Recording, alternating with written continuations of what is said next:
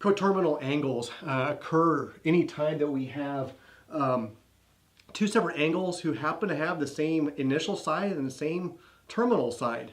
And we can see this happening a lot. So for example, what if I have an angle here whose positive angle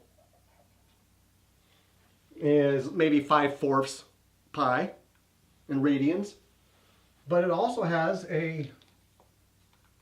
another angle could have a negative radian, and say that's like -3/4 pi radians, and this one is 5/4 pi. And so since those angles are the same, it just changes on how you got there, we would call those coterminal. And in trigonometry, we're going to see that there could be an unlimited amount of angles that are coterminal. Another way that we're going to see coterminal angles happen a lot is anytime you have an angle that goes around once, then goes around a second time. So every time you put another wrap around the circle, you land at the same spot, but you got there by adding another full circle rotation to it.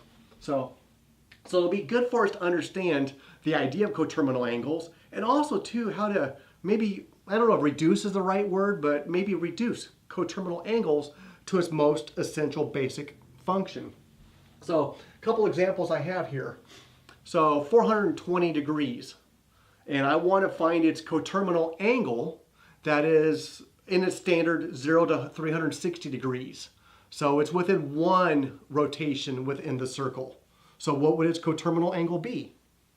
Well, in this case, what I'm going to do is I'm just going to kind of peel off one circle. I'm going to subtract 360 degrees.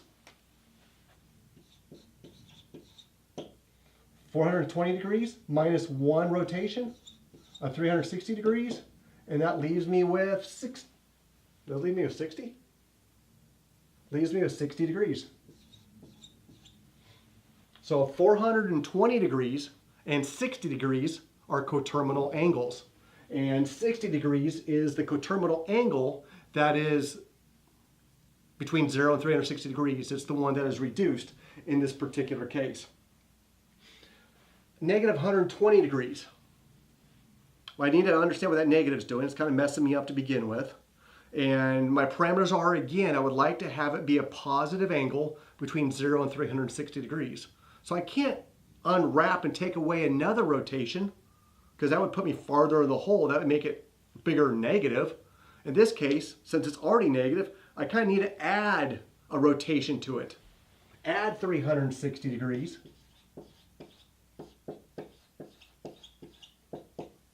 And that would give me a full rotation beyond 120 degrees. Adding those together, it gives me 240 degrees. And so 240 degrees is coterminal with 120 degrees, but this one is written in a positive form. Well, what if I start out with the measurement not being in degrees, but radians? I can't subtract 360 degrees because radians and degrees, they don't talk to each other. So I have to translate them. Or I can just keep them in radians. So instead of subtracting or adding 360 degrees, what is it that I do with radians? What's a full rotation around a circle in radians? That's 2 pi. So every rotation adds another 2 pi. So to reduce this one down, I need to subtract it by 2 pi. So 17 pi over 6 minus 2 pi. Well, I have to kind of go back to some of our developmental algebra in this particular case. So when I'm subtracting fractions, I have to have like denominators. So I really need to go ahead and make that 17 pi over 6. And 2 pi is the same thing as 12/6 pi. There we go. I have common denominators. It's still 2 pi. And then 17 pi minus 12 pi, that equals 5/6 pi, or 5/6 pi radian. And so 17/6 pi is coterminal with 5/6 pi. The last example I have is a negative radian measurement.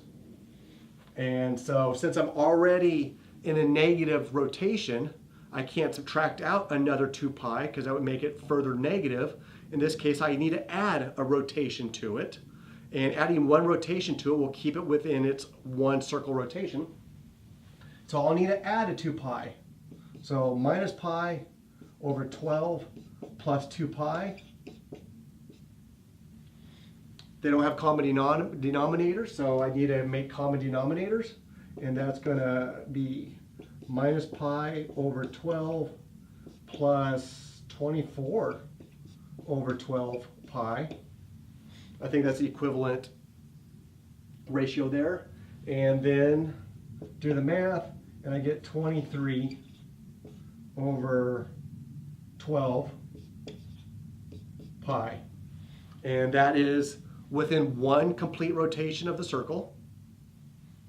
And it is coterminal with negative pi over 12.